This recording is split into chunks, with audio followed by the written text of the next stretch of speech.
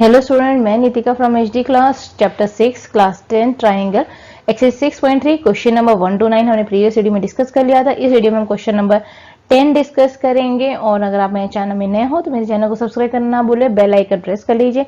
जैसे ही new video upload होगी आपको उसका नोटिफिकेशन मिल जाएगा। तो क्वेश्चन नंबर 10 क्या कहता है, C D and G H are respectively the bisector of triangle A C B and E F G. यानी यहाँ पर आपके पास दो ट्राइंगल दिया हुआ है, A B C and E F G, जिसमें क्या है सी डी, सी से डी में जो है वो क्या है बाइसेक्टर हमने ड्रॉ करना है, और ई जी एच से भी बाइसेक्टर, यानी जी एच हमने ड्रॉ करा और ई जी एच और एच जी एफ दोनों इक्वल हो जाएंगे। बाइसेक्टर में एंगल इक्वल हो जाता है, ये ध्यान रखना, ठीक। लेकिन जब आगे आपने प्रीवियस क्लास में पढ़ा था कि जब हम कोई बाइसेक्टर ड्रॉ करते हैं तो जो साइड होता है ना वो इक्वल नहीं होता है, बल्कि उनका जो रेशियो होता है वो बाकी दोनों साइड के प्रोपोर्शन में होता है, तो वो मैटर नहीं करता। ये आपने ध्यान रखना है कि जो बाइसेक्टर होता है ना वो उस पर्टिकुलर एंगल को इक्वल पार्ट में डिवाइड करता है, ठीक है। जैसे ये दोनों इक्वल हो गए, ये एंगल इस एंगल के बराबर हो गया, ये वाला एंगल इस एंगल के बराबर हो गया, ठीक। यहां से तो ये क्लियर हो गया। If triangle A B C similar to F E G, यानी आपको क्या दिया गया है, ये दोनों ट्राइंगल क्या है, सिमिलर है। ये सिमिलर है तो आपको क्या प्रूव करना है, C D upon G H is equal to A C upon F G, यानी आपको C D upon G H is equal to A C upon F G. तो कौन से दो ट्राइंगल आप लोगे, एक एफ जी एच वाला लोगे और ए डी सी लोगे। ये दोनों अगर सिमिलर हो जाते हैं ना तो ये वाला तो अपने आप हो जाएगा। अब सिमिलर कैसे प्रूव करेंगे, किसको लेके प्रूव करेंगे, आपके पास जो दिया गया है, ठीक, जो क्वेश्चन ने दिया है वो यूज करेंगे, और साथ में जो आपके पास और एक्स्ट्रा कुछ चीज दी हुई है, साथ में हमने क्या प्रूव करना है, D C B similar to H G ई।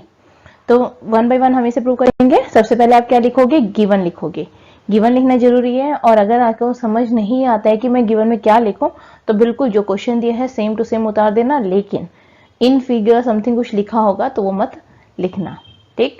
बाकी सारा वैसे का वैसे स्टेटमेंट आप लिख सकते हो। टू प्रूव, ऑब्वियस बात है, टू प्रूव दिया है क्वेश्चन में, वो लिख दोगे, आधा मार्क आपके पक्के हो गए। अब प्रूफ करोगे, प्रूफ के लिए डायग्राम आपके पास है, तो हम यहाँ पर लेंगे in triangle A C D, क्योंकि पहला जो है हमें सी डी और जी एच चाहिए, सी डी और जी एच चाहिए, तो उसके लिए हमें ये दोनों ट्राइंगल को सिमिलर प्रूव करना पड़ेगा। अब मैंने इसे कलर कर दिया है तो आपको आराम से क्लियर हो गया कि कौन से दो ट्राइंगल है, ए डी सी और एफ जी एच।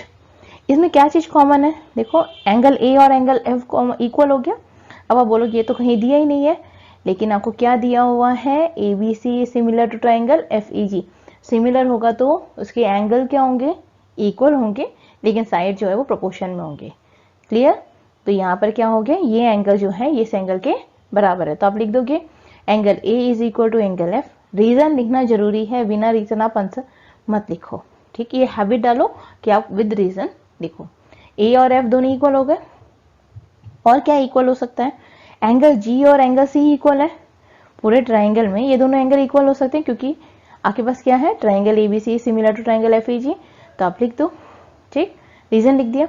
अब ये लिखने का पर्पस क्या है, इसका पर्पस क्या है, एंगल ए सी बी और ई जी एफ, तो ये जो दो आपके पास है, यहाँ पर मैं आपको यहाँ दिखा रही, ये एंगल, ठीक है, ये वाला जो एंगल है, ये एंगल और आपका दूसरा जो एंगल है ये वाला, ये इक्वल है। क्यों, बाइसेक्टर है ना, बाइसेक्टर में क्या होता है, ये दोनों क्या करते हैं, इक्वल पार्ट में डिवाइड करते हैं। अभी हमने देखा तो E G H H G F ये दोनों इक्वल हो गए, तो मैं इसे 2 टाइम लिख दूं, क्योंकि 2 टाइम जो भी आपको चाहिए, मुझे यहाँ पर क्या चाहिए, एच जी एफ चाहिए, तो मैं यहाँ पर क्या लिख दूंगी, 2 time F G H is equal to 2 time A C D, clear. क्योंकि मुझे ए सी डी चाहिए और एफ जी एच चाहिए, ना कि ई जी एच लेना है मैंने, ठीक है। ये वाला पार्ट नहीं लूंगी क्योंकि मुझे प्रूव इसी ट्राइंगल को करना है सिमिलर, तो मैं इसके एंगल को लूंगी, ठीक है। तो यहाँ पर ये दोनों क्या हो गए हमारे, ये एंगल इक्वल हो गए। तो कौन सी प्रॉपर्टी से हम इसे सॉल्व कर ले सकते हैं, by A similarity this triangle is similar to this one. अब यहाँ पर जो सीरीज होगा वो ध्यान रखना है, जो इंपॉर्टेंट है मेन, कि कौन सा ए है ना, तो पहले आपने अगर ए लिखा है तो दूसरे साइड में एफ लिखोगे आप, ठीक है, ये ध्यान रखना है आपने। तो यहाँ जैसे ए यहाँ पर है तो ए आपने यहाँ लिखा, तो साथ में यहाँ पर एफ लिखा। सी इसके सेंटर में है तो अब यहाँ पर सी लिखोगे। जी है तो यहाँ पर आपका जी है। ठीक, अब कौन सा बच गया, क्योंकि यहाँ पर क्या है, एच पर बच गया आपका, ये एच और यहाँ का डी, तो एच और टी लिख दो। क्लियर हो गया। तो from one and this is similar to this one. अब जब आपने ये सीक्वेंस में लिख दिया ना, तो बिना कुछ सोचे समझे इसे डायरेक्ट लिख सकते हो, A C upon F G is equal to C D upon G H which is equal to A D upon F H लिख सकते हो। क्लियर, जो मैंने प्रीवियसली आप लोग समझाया था कि क्यों लिखना है, तो ये आपको इससे क्लियर हो जाएगा। ठीक है, यहाँ पर आपको मिस्टेक्स नहीं होंगी, यहाँ पर आपको सोचने की भी जरूरत नहीं पड़ेगी कि कौन सा एंगल यहाँ लिखना है, अगर आपने इसे इसी पैटर्न में फॉर्म किया है सिमिलर का। क्लियर। नेक्स्ट क्वेश्चन, इसका जो नेक्स्ट पार्ट है, और next question, triangle D C B similar to H G E. D C B is similar to H G E. अब यहाँ पर ये दोनों ट्राइंगल को हमने क्या प्रूव करना है, सिमिलर करना है। पहले हमने क्या करा था, एसीडी को करा था, अब यहाँ पर डीसीबी को। ठीक, तो ये दोनों एंगल इक्वल हो गए, angle B is equal to angle E, क्योंकि सिमिलर है ट्राइंगल का। फिर सेम उसी तरह angle G is equal to angle C लिख दो, 2 time angle B C D is equal to 2 time angle E G H, angle bisector. ठीक, तो angle B C D is equal to E G H. Clear हो गया, ये क्यों आया। ठीक, अभी हमने प्रीवियस जो करा था सेम वही करना है, बस एंगल का जो ऊपर वाला एंगल था वो नीचे हो गया, या नीचे वाले जो है वो ऊपर हो गया। ठीक, तो बस ये दोनों भी सिमिलर हो गए, B C D is similar to E G H. ठीक, यहाँ में क्या है, बी, ये देखो बी यहाँ लिख दिया, ई यहाँ है तो ई पहला है, सी सेकंड में आपका आया, यहाँ पर सी, जी, और ये लास्ट का बचा D.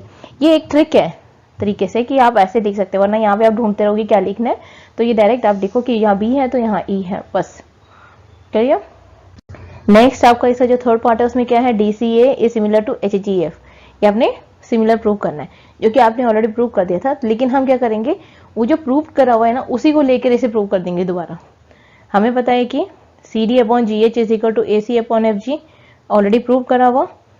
Angle A is equal to angle F, क्यों, triangle ABC similar to triangle FEG. जब ये साइड इसे करस्पॉन्ड में, यानी इसे जो साइड जो है वो प्रोपोर्शन में है, इट मींस दैट उनका जो साइड है वो इक्वल हो गया लगभग, तो by side angle, side similarity, ये जो ट्राइंगल है सिमिलर हो गया। बस इतना ही करना है आपने। आई होप आपको क्लियर हो गया, इसमें कोई हार्ड नहीं है। लगभग आप क्या करते हो, ये क्वेश्चन ऐसा देखते हो और छोड़ के आ जाते हो, कुछ भी नहीं है इसमें हार्ड है, थोड़ा सा सोचो और आराम से कर लो, कोई प्रॉब्लम नहीं आएगी। अगर आई होप आपको क्लियर हो गया, कोई प्रॉब्लम आती है मुझे कमेंट बॉक्स में पूछ सकते हो।